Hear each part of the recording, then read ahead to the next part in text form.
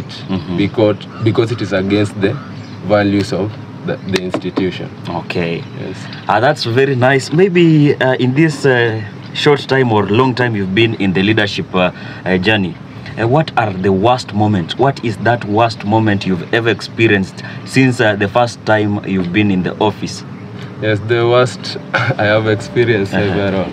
This is why you find that when we were campaigning and we were promising, let's talk about our union, there are some things that we used to convince the comrades that will deliver to them. But as per now, you find it is, yes, you as a leader, you try so much to achieve them. But it's so difficult, maybe because of, let's say, financial constraints, maybe the policies, maybe you want to implement something, but it will take too long than the required time, or more than the time that you promised that you'll deliver it. So those are some of the challenges. Okay. And I've been studying most of the leaders in campus. Majority are linked to the national government. And talking about the national government, there's some issues right now trending in the country, and they are affecting all of us. Maybe what are your views about this controversial issue of the finance bill? What do you think about it? I know you've interacted with it and you've seen what is in the finance bill. What are your views about it? Yes, for the finance bill, I can say that it is so controversial. Because you can find that as much as the majority of the leaders of the parliamentarians passed it, it goes against the wishes of the normal Kenyans. This is why you find, let's talk about let's say the normal people, the content creators. How can a government say that they want to tax the content creators, yet they don't create this job for them? These are space that they've created for themselves. How do you get the audacity to tell them that they have to pay for something that they've strived to own by themselves? Yes.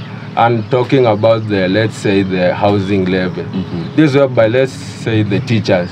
These are people who have been living, some are almost retiring, but a government tells you that they want to tax you so that they can build your house. It's not realistic. Those are some things that this government is trying to lie to the normal mwananchi. Yes. The leader of opposition, Raila Amolo Odinga, has been holding different rallies here and there, maandamano as it is called. As a leader in a university institution, and I know maybe you have future ambitions, what's your take about that? Is it something beneficial, or do you think it's bringing more harm? Yes, either way, let's say everything has its consequences. We may assume that having the mandamanos is not the right thing, or maybe we can assume that they are the right thing. But out of everything, something must come out of it. So I think by these demonstrations, the leader opposition is just trying to tell this government that Kenyans are not ready for some of the things that they are doing. Yes. Maybe if I interrupt you, if you are an opposition leader, let's say, for example, in this institution of Jomo Kenyatta, would you rally students to go for maandamano so that you can get something?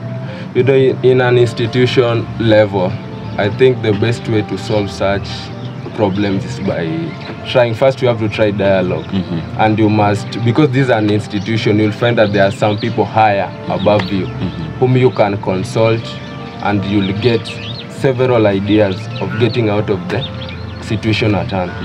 So I think nationally, let's say the mandamano might help. It might help because let's say the civil disobedience that the opposition leader is talking about. If Kenyans can comply, the government will find it very hard, because a government also survives on taxing. If the citizens refuse to pay, or they try to abscond from paying these taxes, you'll find that the government will struggle, and they'll have to talk to these Kenyans and find a better way of doing their things. Yes. Very interesting. Remember, this is the Punchline, and this is the African Motives Media. I'm your host, Papa Graham, and you're having our guest, Sir Eric Jatelo, who is trying to make us understand things in another way. Maybe we are in Kenya, and we have a government. I want you, in your capacity as a leader in the university, to give advice, number one, to the government of Kenya. You know, President William Ruto is a good follower of African Motives Media. Please, I just want you to give him an advice. And number two, give an advice to the government of students in Jomo Kenyatta University. Tell them what they need to do. So in this order, let's start with the JKUAT, then you finish with the national government. Yes, okay. Yes, I'm part of the government in JKUAT, the JKUSA. And the advice that I can give to my fellow leaders is that during campaigns we had several things that we used to entice the voters to give us this opportunity to serve them. Let us try to focus on the most pinching things, so that the leaders so that the students can feel that they elected a government that reasons with them. That's what I can say. Let us focus on the things that affect the normal student in JKUAT. And after doing so, I believe that the students they'll have to appreciate what we are doing. It's nationally to the Kenya Kwanza government, advising this government is somehow very difficult, because you'll find that within themselves they are disagreeing on things, but nobody comes out clear to explain the right thing that they should follow. We've talked about the finance bill. You'll get that during interviews, several leaders from the Kenya Kwanza government, they used to contradict themselves in interviews, saying different things, but at the end of the day, nobody comes out to clarify the right thing. And another thing that I can tell this government, the Ruto government, is that they gave a lot of promises during their campaigns. Let them try to fulfill them instead of creating more promises after promises. Yes, the only thing that Kenyans want is the basic commodities, the prices to come down, the cost of living. Then Kenyans will be good to go.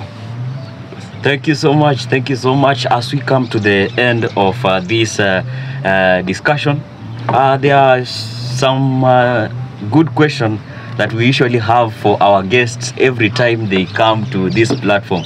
So our viewers want to know, what are the 5 things that people around don't know about you? The 5 things that people around don't know about me. Yes. First, yes, people may say that I'm loud, but at some point I'm an introvert. I only interact in matters that I feel is necessary. Yes, I'm an introvert. Secondly, I don't do any drug. Yes, I'm a sober leader. Yes, I don't do any You drug. don't take any, here in another language call it Congo. You don't... No, I don't interact with Congo. I just sit there and I don't consume it. Yes, the third thing that people don't know me is that, yes, I'm single. So beautiful girls, please, he's single na ni kiongozi, mambo hapo itakuwa best. Yes, I'm single, but I'm trying somewhere. So maybe if you come through and it does not work, okay, we are sorry for that. Yes, another thing, yes, I'm a Chelsea diehard. I'm a Chelsea fan. You are surviving with the Chelsea? Yes, since the year 2008. And you're just comfortable? I'm very comfortable, and I know the situation that we are in now. We are just trying to build a team that nobody would like to play against. And the last thing. Yes, and finally, the last thing that people don't know me is that, and this one I think you know, I'm a politician. You're a politician. You love politics. Yes, maybe I might be quiet out there, but I love politics because I want a good thing for our students and the Kenyans.